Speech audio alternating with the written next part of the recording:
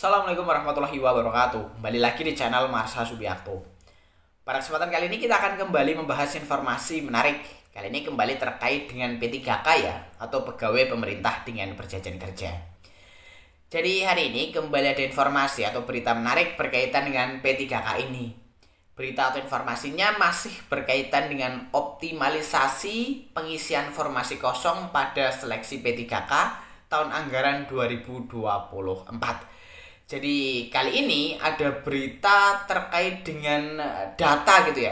Data jumlah honorer yang melamar, kemudian jumlah honorer yang sudah lolos seleksi P3K tahap 1, dan kemungkinan sisa formasi kosong yang nantinya akan dioptimalisasi.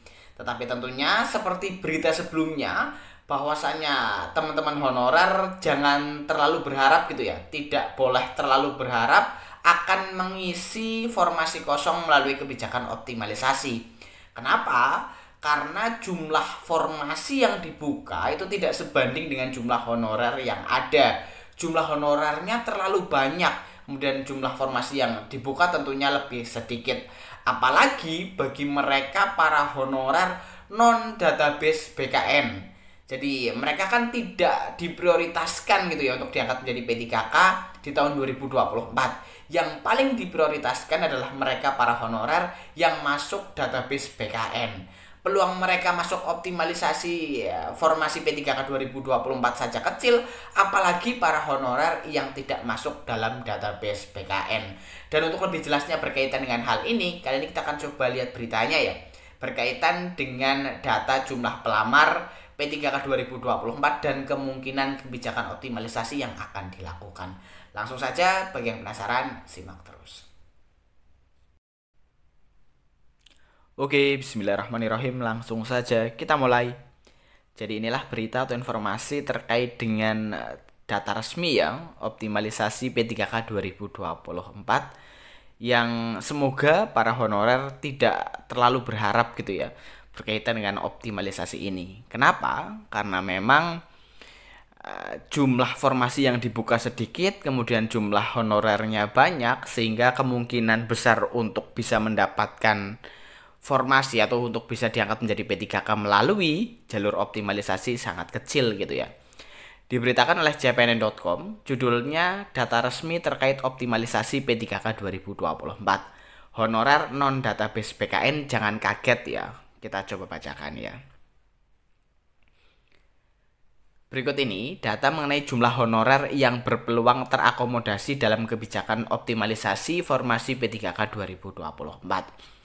Angka-angka di bawah ini ada kaitannya dengan kebijakan optimalisasi yang harus diketahui seluruh honorer peserta seleksi P3K tahap 1 dan 2. Pasalnya, kebijakan optimalisasi P3K 2024 ini tidak hanya diberlakukan bagi honorer database BKN, namun bagi seluruh honorer yang ikut seleksi P3K 2024 baik tahap 1 dan 2. Penerapan kebijakan optimalisasi keterisian formasi tersebut dilakukan setelah pengumuman kelulusan P3K tahap 2. Dengan kebijakan optimalisasi ini, Deputi Bidang Sistem Informasi dan Digitalisasi Manajemen Aparatur Sipil Negara BKN Suharmen mengatakan, seluruh honorer yang sudah mengikuti seleksi P3K 2024 tahap 1 dan 2 tetapi tidak lulus masih punya kesempatan kedua.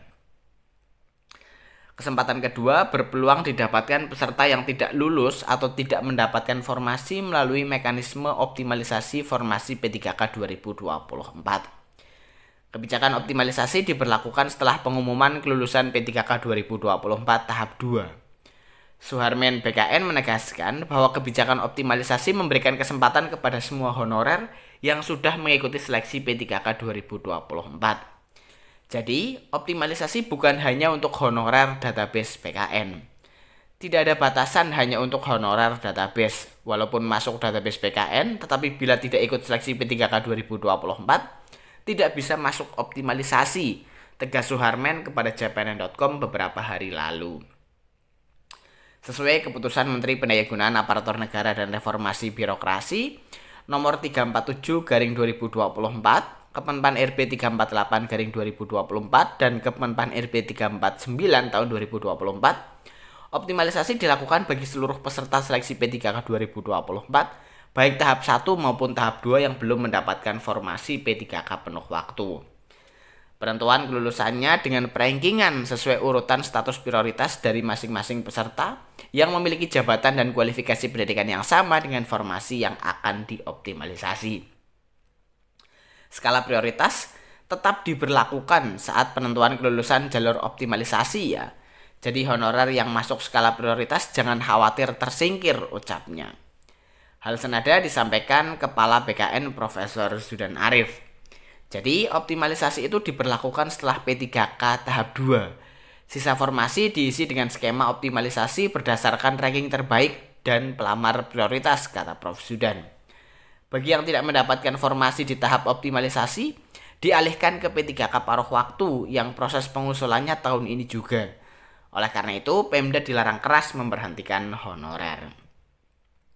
Mengukur peluang masuk optimalisasi P3K 2024.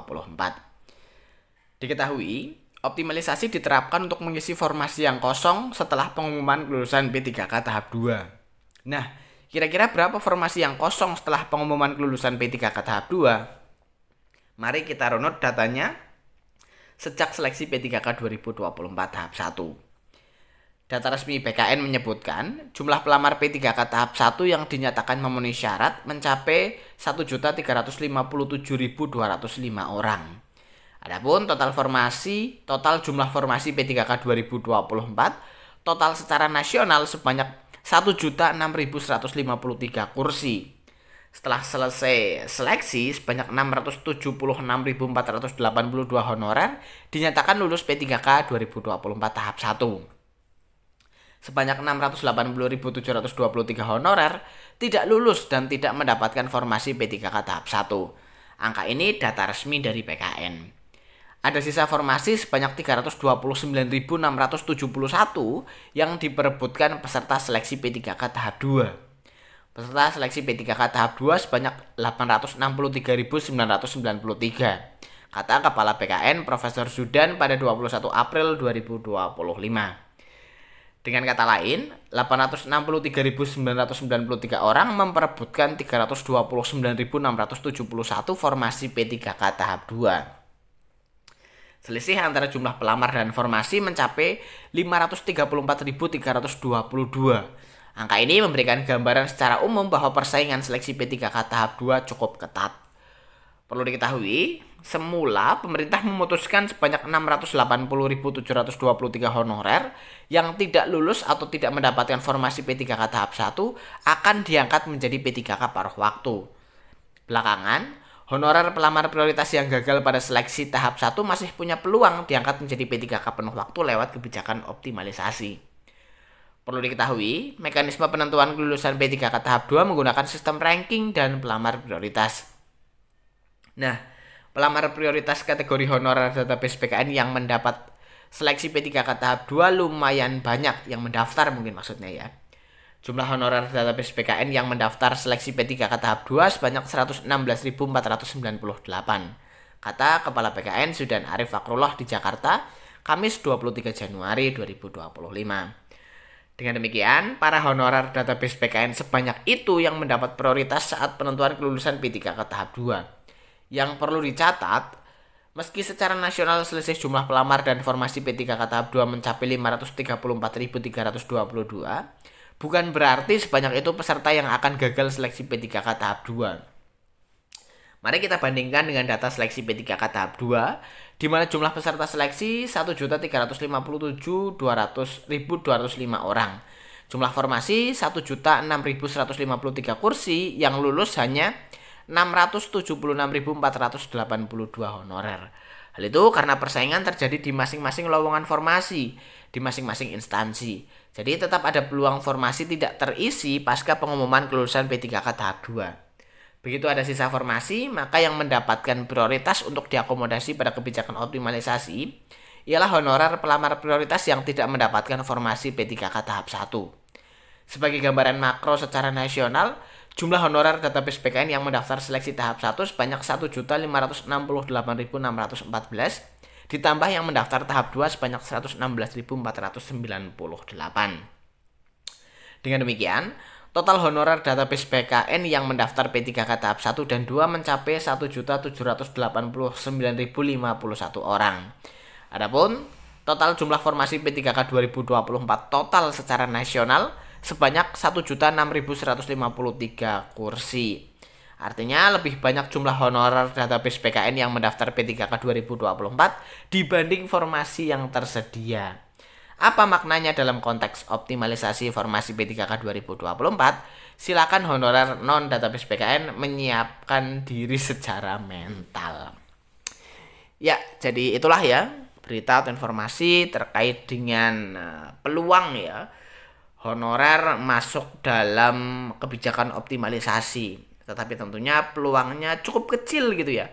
Karena jumlah formasi yang dibuka dengan jumlah honorer yang mendaftar itu tidak sebanding.